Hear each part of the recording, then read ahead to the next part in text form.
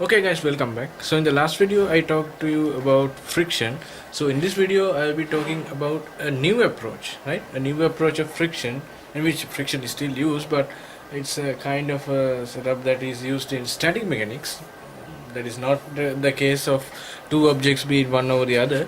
So it is the sliding of a ladder when it is kept on a vertical wall, right? So I'll take a simple example like this.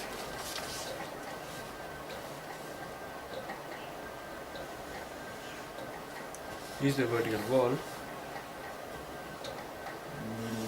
horizontal flow. So I will have two problems on this sum, right? On this problem, one is that there's only friction in the horizontal surface, and in the second problem I will use the friction at both surfaces. So in this problem I will be using the friction at only the horizontal surface. There's only friction in the horizontal surface, and there's no friction in the vertical surface, or the vertical surface is frictionless.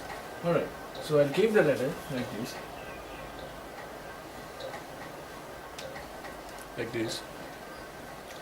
So I'll take the ladder's weight as 8 kilograms. So its weight is directly from its center of gravity. So considering that this ladder is a uniform rod, you can see that the center of gravity is in its center, somewhere here.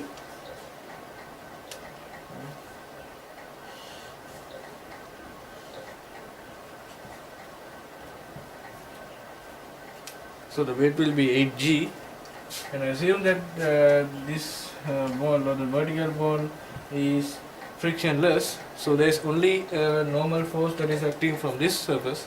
So the normal force is perpendicular to the surface. So this wall is vertical. So the normal force should be horizontal. So I'll take it as R1. And if there's friction here, now consider this, right? Consider this to a ladder. If you are taking in a practical approach, now if you keep this ladder like this, what happens is, if there's no friction, this ladder will try to slide in this direction, right? It will go like this, right? If you keep a rod like this, right? If you keep the rod like this, it will go like this, right? Just slide from here. So if it is going in this direction, right? Right? The friction which prevents this motion, should act in the opposite direction. So the friction should be in this direction. So I'll take it as F, right? Friction. And the normal force is perpendicular to the surface. So this is R2. So since there is no friction in the vertical wall, there will be no friction mark. So these are the only forces that are acting on this object. Alright. So what we want to find is the value of F, right? I'll take mu as 0.6, right? Mu as 0.6. So what is the value of F? Alright. So we know that at the limiting moment, F is equal to mu R2.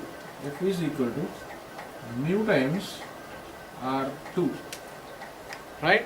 So mu I took as 0.6, so F is equal to 0.6 R2. So we want to find F.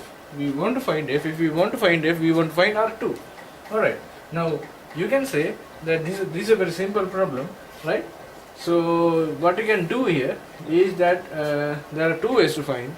Either you can take, now I'll take this portion as A and this portion B, right? A and B. Either you can take the moment around this point A, so that this force is not there, and then you can find a relationship between F and R2 within a direct relationship, and then find R2 and F. So that's somewhat long, right? Because F is also coming. So F is 0.6 R2. So there are many many constituents you have to solve to get R2. So that will be sometimes tiring, as well as sometimes it may be inaccurate. If you are increasing the number of constituents in some equation, so that may lead to some inaccuracy of your solution. So if R2 is inaccurate, F will be probably inaccurate. So the best thing to do is to make the equation you are using very very easy and very accurate, right? Accurate, what I mean by accurate is that if you are using more and more parts in some equation,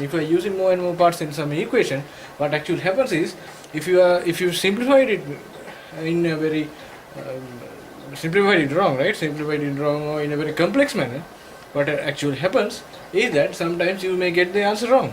But if you are dealing with only one or two forces, right? If you are dealing with one or two forces or one or two constituents in an equation, there is a less possibility that your answer will be inaccurate. So the best thing is to make the equation as easy as possible and as short as possible. Alright. So the best thing, the only thing that I can do, as I mentioned, there are two things: either to get the moment of A, and the other thing is that, considering the object's equilibrium, you can say that the net force and in the horizontal direction as well as in the vertical direction is zero, because if there is some net force in the horizontal direction or if there is some net force in the vertical direction, there will be a resultant force. So if there is a resultant force, the object will not be in equilibrium. For the object, if you are taking on the other side, for the object to be in equilibrium, the resultant force should be zero. That means the total net force in the vertical and horizontal direction should be zero. Alright. So assuming that this object is in equilibrium, I can say that the total vertical forces is zero, because if you are taking the total horizontal forces, you need to find the value of R1. But this problem doesn't need the value of R1. It doesn't need you to find the value of R1. So the only thing you can do, or the best thing you can do, is to take the net force in the vertical direction and equal it to zero. Alright. So I will take the net force in this direction as zero, right? So this force R2 is acting upwards, so I'll take this is positive, so R2 is positive, R2, and 8G is acting downwards, so it is negative, minus 8G is equal to 0.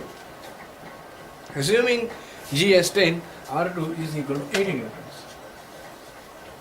R2 equals 80 newtons, right?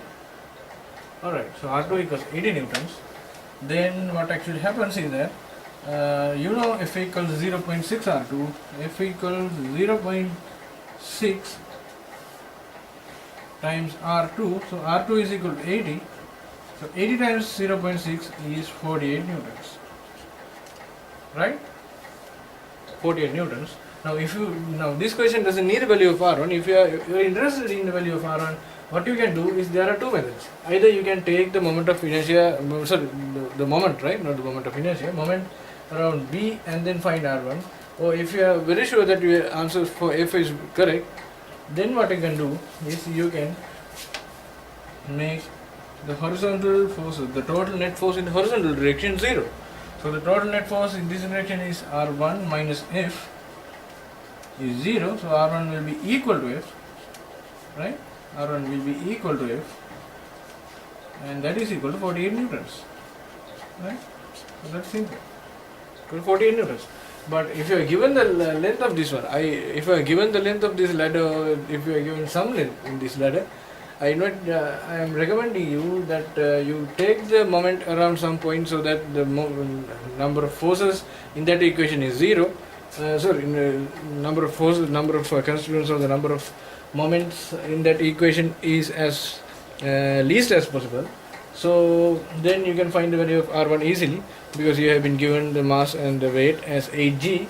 Then if you are taking the moment around a point like B, you can easily find the value of R1. But for that to happen, you have to give the length of this ladder, because if you are going to find the moment around some point, you need not only the force but also the distance, the perpendicular distance between the point you are taking a moment and the point where the force is applied. So since this distance is not given, the only thing you can do to find R1 is to make the net force in the horizontal direction 0, and first find F and then substitute the value of F to find R1. So that's a simple video, right? Simple example in which friction plays a very important concept, and friction is used very much.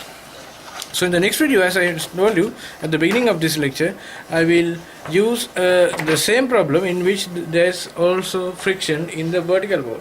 See you then.